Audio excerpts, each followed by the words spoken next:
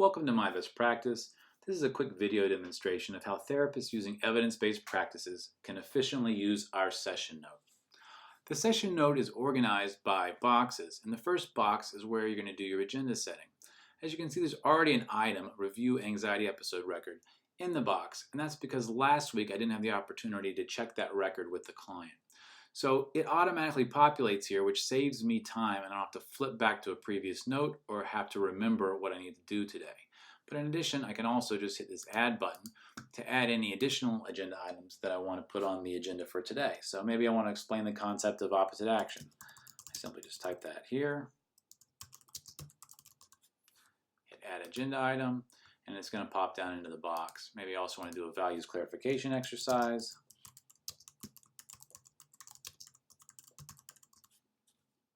And I click Add Agenda Item. The second box I'm going to move over to is where I check the client's homework. And so it looks like he had committed to doing some cubby holing throughout the day. He did that.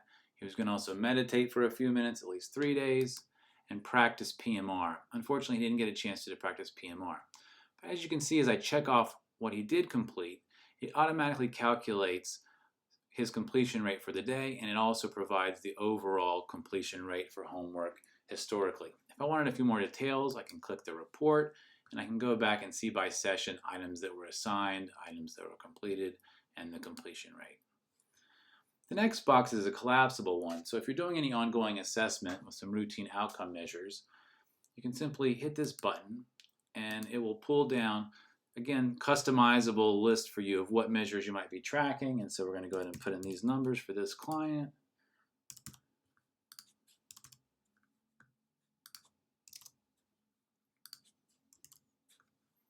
And then if we want to see what these look like, say I want to click on the BDI, there are a couple ways to display this.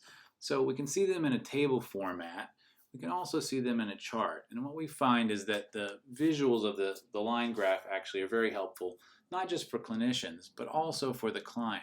And so if we select the chart, we're going to be able to see a visual here of all the different measures. But say I want to pay particular attention this time to the BDI. I can just simply deselect the others, and it's going to show me the Beck Depression Inventory across time by session. And this is obviously very useful for the clinician, but we also have found that by showing this visual line chart to clients, it's very reinforcing when they can see the progress that they've made over time throughout the work. And then I can simply click this button and collapse the box to keep the session note decluttered.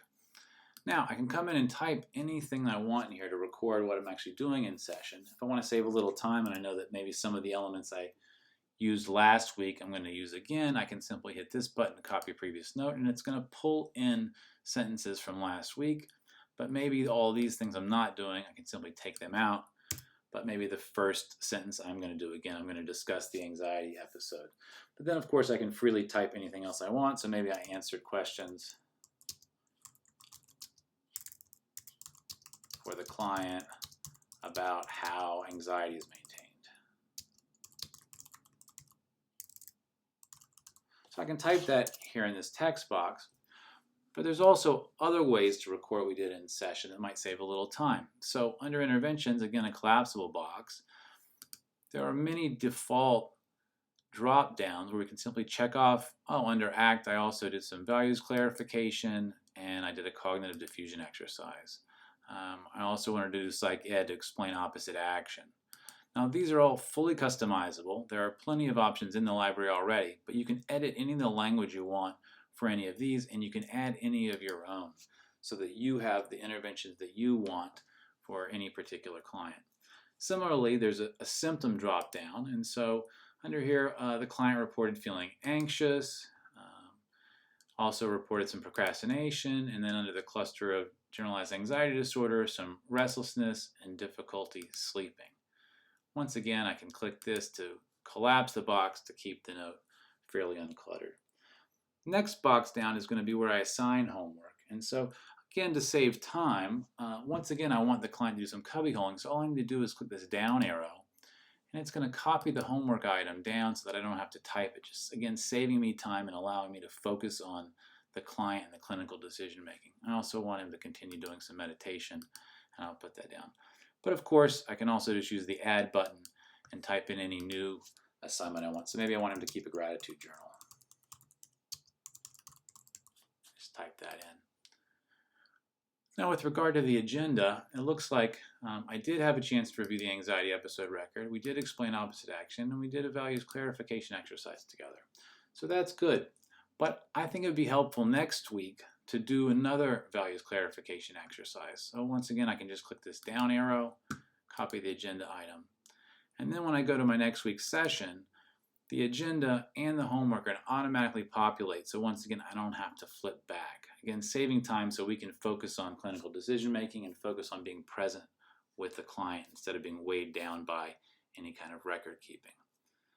So I hope this was helpful. As always, if you have any feedback or questions, please contact us on our website, the contact page, and we will be happy to take on any of your suggestions and answer any of your questions, because our goal is always going to be to improve the software so that your experience and your client's experience can be as good as possible.